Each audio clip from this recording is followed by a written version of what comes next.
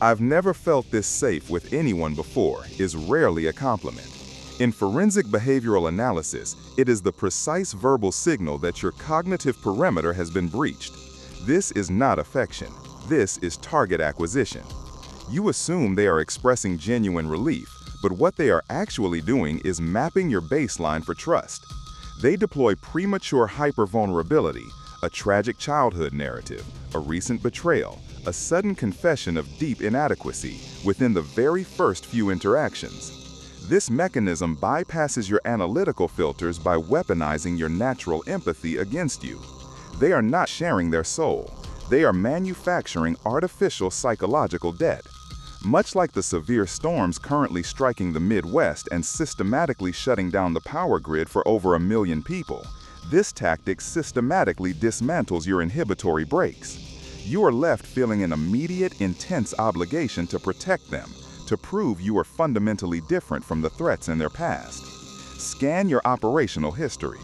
Which specific too-good-to-be-true trait did a past partner weaponize to bypass your baseline defenses?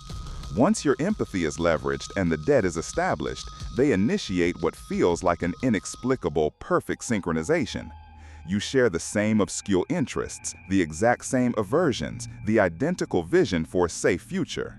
This is rapid value mirroring designed to force false pattern recognition.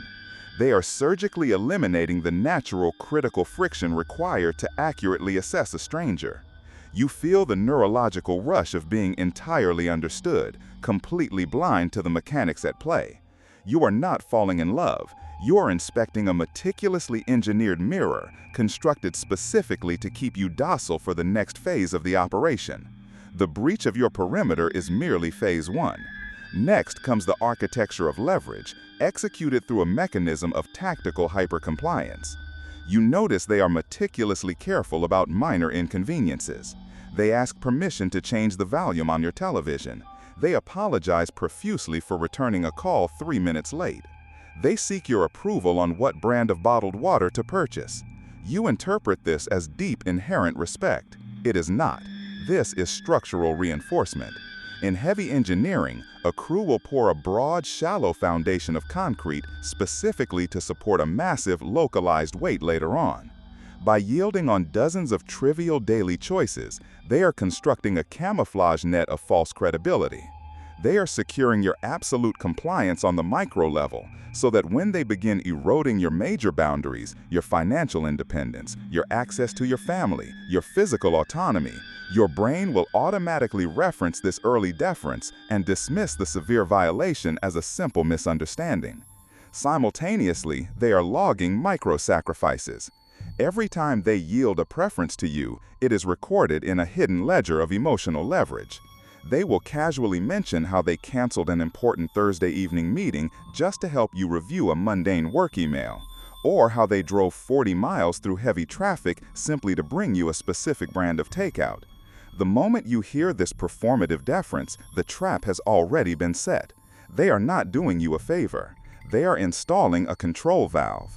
Once this hidden ledger is weighted heavily in their favor, they introduce tactical pacing and leading through early simulated conflicts. They will manufacture a minor disagreement, perhaps over a slightly delayed text message or a misunderstood tone of voice.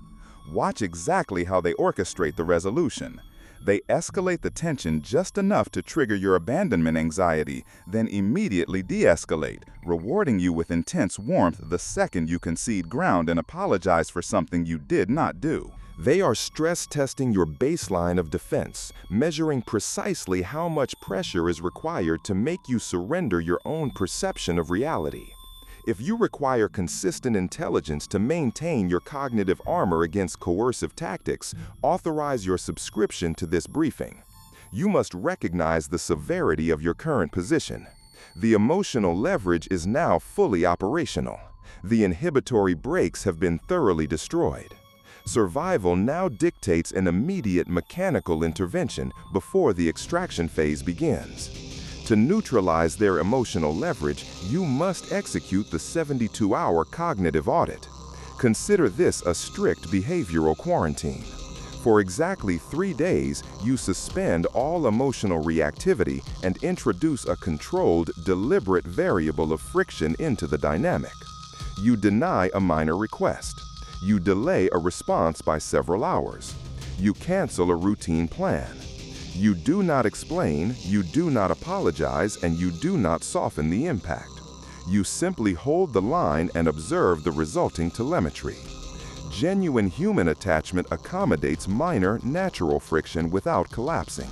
Predatory empathy shatters against it. By cutting the supply of your immediate compliance, you expose the mechanical void beneath their performative affection.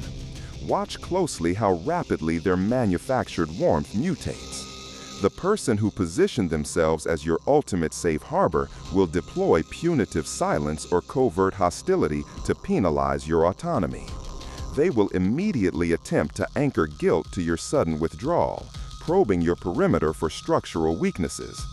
This is not a human connection experiencing a rough patch. This is an extraction mechanism failing because its primary fuel line has been severed. You are systematically isolating the raw clinical facts of their behavior from the artificial emotions they engineered inside your nervous system. You cannot outfeel a predator. You can only outstructure them. Stay clinical.